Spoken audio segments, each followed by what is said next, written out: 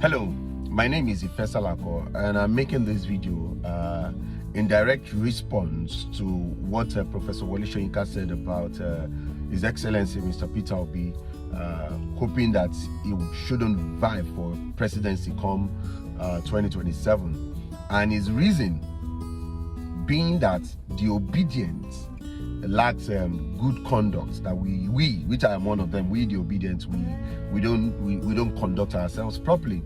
And to start with, sir, what you said doesn't make any sense to start with, because the obedient are not literally going to run government when Peter Obi becomes president.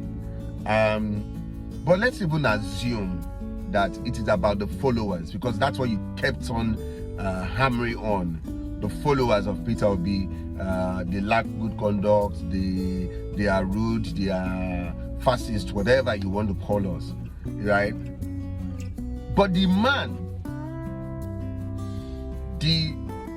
man that you are supporting, the people that are supporting him, they are killers, they are murderers, they are drug dealers, they are thugs everywhere. They are constituting daily nuisance across the country, the person you are supporting. But you have because you are a noble laureate. See, Esa, Agbaman Toleni, sir. Let me speak to you in Yoruba, in the language you understand most. Agbaman Toleni, Agbatinyo Tole, Professor Wole Soyinka, and Daileru. And you should actually just, at your age, at 89, people should come to you. You should be where they come to for advice, for resolution of conflict, not the one causing conflict. Professor Wole Soyinka, you shouldn't be causing conflict in this country at your age. Let's even go by what you have caused in this country. The cultism that you started in Nigeria is still going there, causing problem. Young boys are still killing themselves. Or should we talk about when you went to use gun to waylay them at a radio station? Or because you are not satisfied with the government?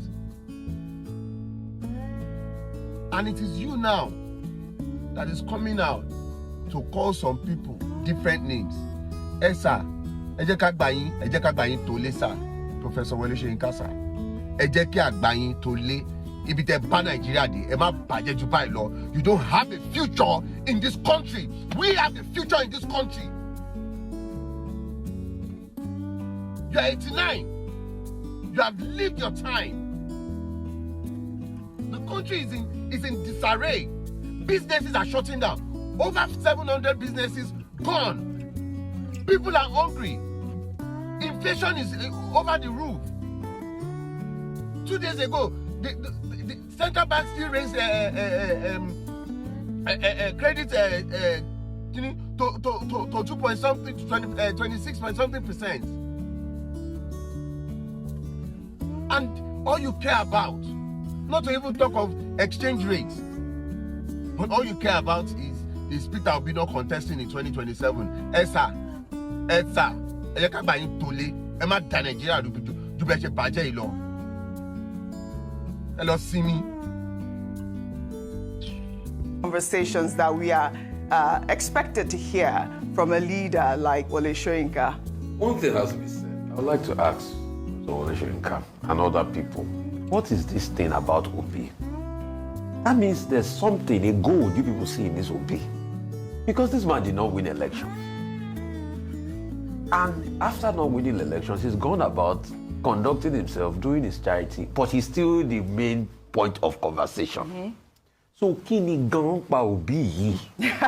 What does that mean? Kini ni pato ni pa Obi? Because this man, he came to visit you. Afterwards, we all know how the visit went into a big hulabaloo.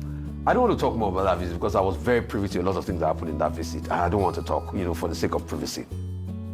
But afterwards, he went that way, and you keep indicting him as regards to the conduct of obedience. which are young people that have a right to react? What about the people that, did ethnic strife? What about the people that carried Oro in elections in Lagos?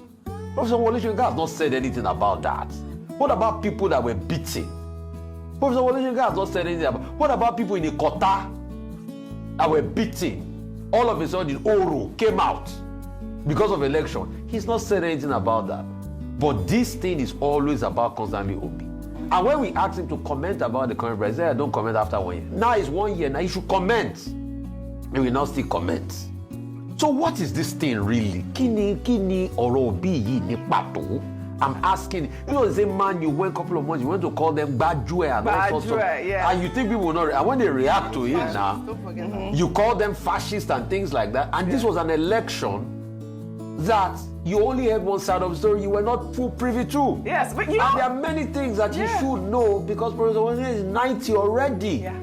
But we will not stop respecting him for the role he plays. I dove my heart for him because when it was time to stand tall, he stood tall in this country. And I say we have a lot of respect for him, but there are some things we say that we disagree. Yeah. We can respect you and disagree with you. Yes. So I disagree with him on this. Yes, I actually, liked those tweets because, him being fair as an elder statesman, it would be good for him to speak in a way that is objective and across board. Professor Wole Soyinka is from Ogun State, the southwest part of Nigeria. And this is the southwest part of Nigeria, particularly in Lagos State, where we saw an election that was driven largely by, to a very large extent, let me not say largely, but significantly by ethnic slurs and ethnic divisions. And I didn't see him come out to condemn those things in very strong terms, because he ought to be proud of his own heritage, being a Yoruba man himself, and to say, no, we're not going to stand for that. Nigeria cannot survive being divided. Oje, we saw on TV where someone came and talked about Yachukudi. And talked about the fact that, they were going to, if people were told not to come and vote if they looked a certain type of way. I would have expected him to also use the same energy to speak about that. We see vitriol online, not just from the obedience he talks about, but also people who come out to say that, even people in government. Just check on YouTube. They call me Omuale Yoruba. Just check on YouTube, the comments. It is saddening to see that we've descended to such a level in Nigeria where the only thing we can use as an attack is the way you come from, where you are, your heritage, and that's why we talk about this whole unity in diversity. So I would expect that he should be promoting the unity of the Nigerian people, and that's why I'm glad that he spoke about the Nnamdi Kanu issue. Yes, I thought that brought some balance to that. Yeah. So the obedience, let me not lie, this obedient movement, even though it's couched under the name, calling from Mr. Peter Obi, are young Nigerians who are tired of the way Nigeria is, and so they've come out very strongly to speak against it. And to be honest, for a number of them, they saw something different in Mr. Peter Obi,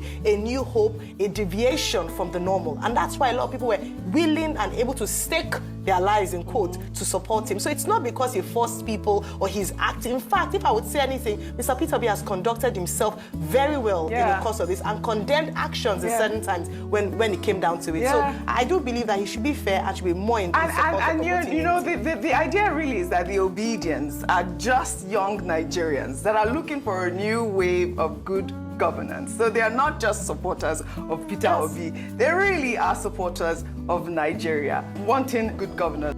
But all you care about is Peter Obi not contesting in 2027. Esa, Eyeka Bayin Tole, Emma da Nigeria do beje baje ilo. Hello, see me. La la la la la la la.